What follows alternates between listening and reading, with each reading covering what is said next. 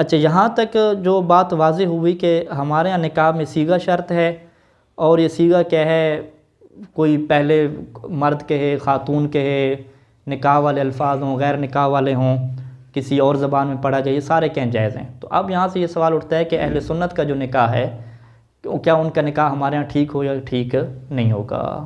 तो जवाब वाज़ेह है कि अहले सुन्नत के निकाह में सीगे पढ़े जाते हैं या नहीं पढ़े जाते हैं। हम कहेंगे सीगे पढ़े जाते हैं। उनके यहाँ सीगे कैसे पढ़े जाते हैं, सवाल जवाब की शक्ल में।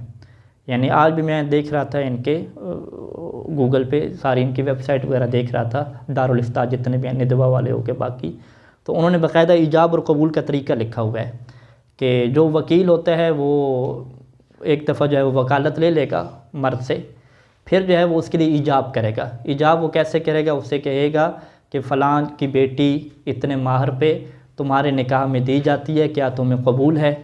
यानी वो क्या करेगा, लड़की की तरफ से वकालत में उस ईजाब करेगा और लड़का उसे क्या करेगा, कबूल करेगा। फिर यही ईजाब उन्होंने लिखा है कि वो किसके लिए करवाए जी, लड़की के पास जाए और लड़की को कहे कि फ़लाँ के बेटे को आपके निकाह में दिया जाता है, क्या आपको कबूल है। तो ये उसने ईजाब किया और लड़की ने क्या किया, कबूल किया। और तीसरी सूरत में रखी कि दोनों के पास जाने की ज़रूरत भी नहीं है, दोनों से वकालत ले ले और कहे कि मैं फ़लाँ के निकाह में दे रहा हूँ और फ़लाँ की तरफ से मैं क्या कर रहा हूँ, कबूल कर रहा हूँ। तो ये उन्होंने बहुत सारे उर्दू के क्या जुमले लिखे हुए हैं कि इस तरह से क्या ईजाब हो सकता है। तो अब ख़ुलासा कलाम क्या हुआ कि अहले सुन्नत के यहाँ जितने भी निकाह हो रहे हैं वो इन जुमलों की बेस पे हो रहे हैं। और इन जुमलों को वो ये नहीं कहते कि मैं तुम्हें ख़बर दे रहा हूँ कि जी फ़लाँ में फ़लाँ को आपके निकाह में दे दिया गया है, आपको हमने ख़बर दे दी। नहीं, ख़बर नहीं दे रहे होते, वो बाकायदा क्या कर रहे होते हैं, इंशा कर रहे होते हैं। इससे हम क्या कहते हैं अरबी ज़बान में कि वो इस रिश्ते को ईजाद कर रहे होते हैं इसी एक जुमले के ज़रिए से, ना कि वो ख़बर दे रहे होते हैं। तो इसका मतलब है वो भी इंशाए अक़द करते हैं सीगों के ज़रिए से।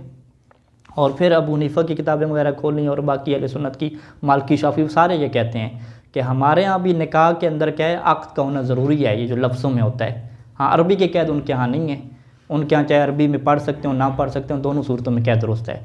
तो लिहाजा ये जो सवाल किए जाते हैं जो सुन्नियों वाला निकाह हुआ है, ये बड़ा यानी गलत सवाल है। भाई सुन्नियों वाला निकाह हुआ तो क्या वो कोई अलग से निकाह है भाई।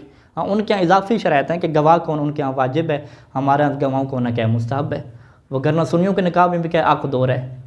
अक़द के इंशा का जो तरीका है वो थोड़ा सा डिफरेंट है।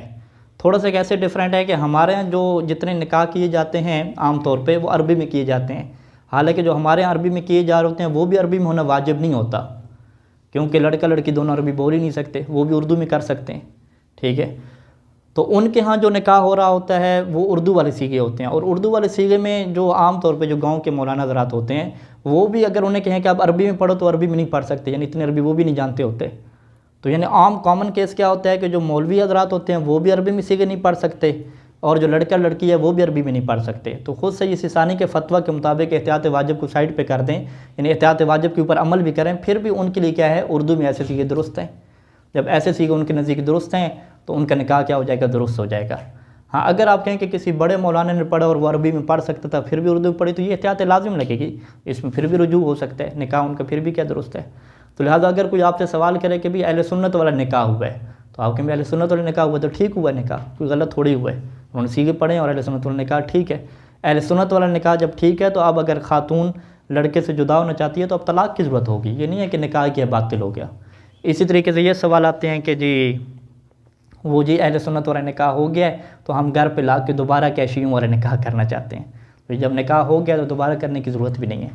अगर दोबारा वैसे करना चाहते हैं कोई एहतियात की वजह से तो वो एक अलग चीज़ है, उसकी ज़रूरत भी नहीं है। ठीक है, या वो कहते हैं नहीं जी वो नहीं मान रहे, वो कह रहे हैं कि फ़कत हमारा सुन्नियों वाला निकाह होगा, शियों वाला होगा ही नहीं। आके भी सुन्नियों वाला हो जाए, इसमें क्या है, सीगे तो पढ़ रहे हैं। ठीक है, सवाए एक यानी मौलाना साहब कह रहे थे कि जी हमारे देहात में तो ये जुमला ही नहीं कहा जाता कि क्या आपको फ़लाँ से निकाह कबूल है, ये कबूल है वाले जुमले कहते नहीं कहे जाते, बल्कि वो मौलवी साहब आते हैं वो कलमा पढ़ के बस फ़कत ओके कर देते हैं, कलमा पढ़े, दस्तखत ले लिए, किताबत की, ओके कर दिया, तो ये वाला निकाह नहीं होगा। लेकिन ये आजकल जब से सोशल मीडिया वायरल हुआ है इस तरह कलमे पढ़ के कोई निकाह नहीं होता, बाकायदा ये जुमले क्या पूछे जाते हैं कि मैं फ़लाँ की वकालत में आपसे पूछता हूँ कि आपको फ़लाँ के निकाह में दिया जा रहा है, कबूल है जी कबूल नहीं है, तो यही इंशा है, यही सीगा है और यही निकाह क्या है, दुरुस्त है। तो लिहाजा अहले सुन्नत वाला निकाह हो या अहले शिया वाला हो, दोनों के अंदर अक़द है, दोनों के अंदर इंशा है और दोनों के अंदर क्या सीगे पढ़े जा रहे हैं और यही क्या दुरुस्त है, इसके अंदर ये कहने की ज़रूरत ही नहीं है कि सुन्नियों वाला निकाह बातिल है और शियों वाला क्या ठीक है। वसल्लल्लाहु अला मुहम्मद व आलिहि अजमाइन।